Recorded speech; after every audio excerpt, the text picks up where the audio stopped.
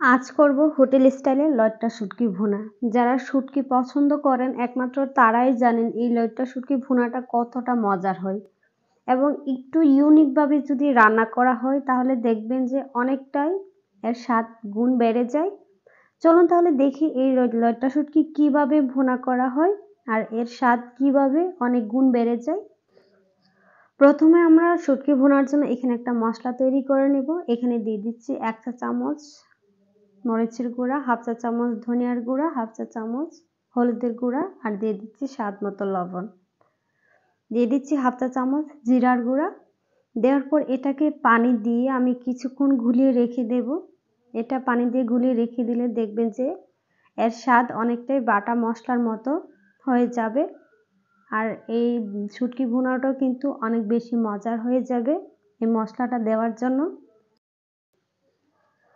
এখানে আমি নিয়ে নিয়েছি শুটকি আর শুটকিটাকে আমি কেটে নিয়েছি, কেটে পরিষ্কার করে নিয়েছি আর এরকম সাইজের করে কেটে নিয়েছি। আপনারা চাইলে আরো ছোট বড় করে কেটে নিতে পারেন।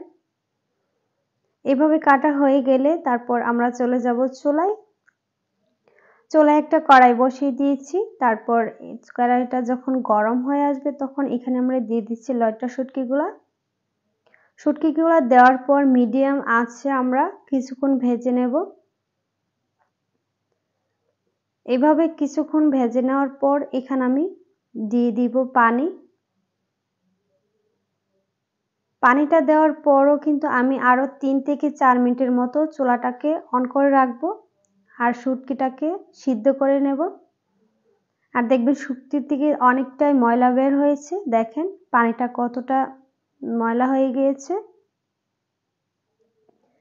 প্রত্যেকটা শুটকি কিন্তু এভাবে ভালোভাবে গরম পানি দিয়ে ধুয়ে তারপর খেতে হয়। তারপর উঠিয়ে সাইডে রেখে আমি ভালোভাবে 5-6 বার মতো পানি পাল্টে শুটকিটা ধুয়ে নিয়েছি। তারপর কড়াইয়ের মধ্যে তেল দিয়ে দেন শুটকি, তারপর এখানে দিয়ে দিচ্ছি একটা আস্ত রসুন কোয়া করে, দিয়ে দিচ্ছি স্বাদ মতো লবণ আর 1/2 চা চামচের কম হলুদের গুঁড়া। দেওয়ার পর এখন শুটকিটাকে আমি 5 থেকে 6 মিনিটের মতো ভেজে নেব। এভাবে 5 থেকে 6 মিনিটের মতো আমি শুটকিটাকে ভালোভাবে ভেজে নিয়েছিলাম। আর এখানে রসুনটা দেওয়ার কারণ হচ্ছে শুটকিটার সাথে পরে যদি আমরা রসুনটা দিই তাহলে দেখবেন রসুনটা আস্তে আস্তে রয়ে গিয়েছে আর খেতেও কিন্তু ভালো লাগে। তারপর এখানে আবারও তেল দিয়ে দিয়েছি পেঁয়াজ কুচি। আমি এখানে 2টা পেঁয়াজ কুচি নিয়েছি। পেঁয়াজটাকে নরম করে কিছুক্ষণ ভেজে তারপর এখানে আমরা দিয়ে দিব পেঁয়াজ কুলি। আর পেঁয়াজ কুলিটা দেওয়াতে কিন্তু এই শুটকিটা অনেক বেশি মজার হয়েছিল। একটু ঝাল ঝাল মিষ্টি মিষ্টি হয়ে খেতে দারুণ একটা ফ্লেভার হয়। তারপর যে মশলাটা আমরা করে রেখেছিলাম সেই মশলাটা এখানে দিয়ে দিচ্ছি। মশলাটা দেওয়ার পর ভালোভাবে মিশিয়ে নিচ্ছি। তারপর মশলাটাকে ধুয়ে এখানে আমি কিছুটা পানি দিয়ে দিচ্ছি। পানিটা দেওয়ার পর আবারও আমি নেড়ে ছেড়ে দিচ্ছি। তারপর এখানে ঢাকনা দিয়ে ঢেকে মশলাটাকে আমি কষিয়ে নেব 5 থেকে 6 মিনিটের মতো। 5 থেকে 6 মিনিট পর ঢাকনাটাকে উঠিয়ে নেড়ে দিব।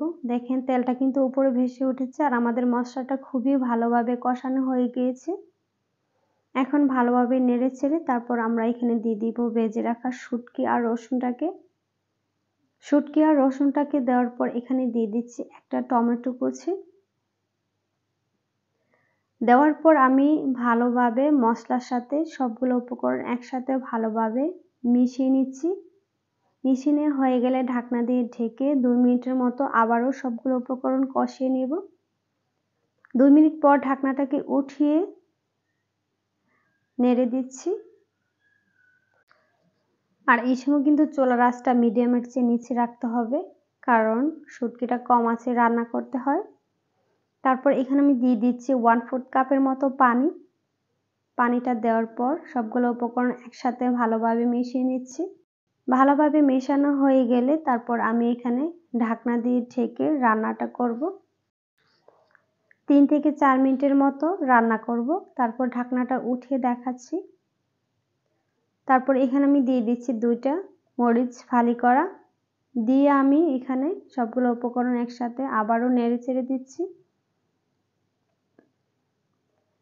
নেড়ে চেড়ে দিয়ে তারপর ঢাকনা দিয়ে ঢেকে রান্না করব আরও 2 থেকে 3 মিনিটের মতো। 2 থেকে 3 মিনিট পর ঢাকনাটাকে উঠিয়ে চুলাটা অফ করে দেখাচ্ছি। দেখেন দেখতে কতটা লোভনীয় হয়েছে না? খেতে কিন্তু দারুণ ছিল। আর আমার মতো যারা শুটকি খেতে খুবই পছন্দ করেন, খুবই ভালো লাগে, তারা এইভাবে একবার হলেও ট্রাই করে খেয়ে দেখবেন। মুখে লেগে থাকার মতো একটা শুটকি ভুনা। আর শুটকি আমার মনে হয় অনেকেই পছন্দ করে। আর আজকের এই সহজ রেসিপি যদি আপনাদের কাছে ভালো লাগে তাহলে ফ্রেন্ডস এন্ড ফ্যামিলির সাথে শেয়ার করবেন। ভালো থাকবেন, সুস্থ থাকবেন। আল্লাহ হাফেজ।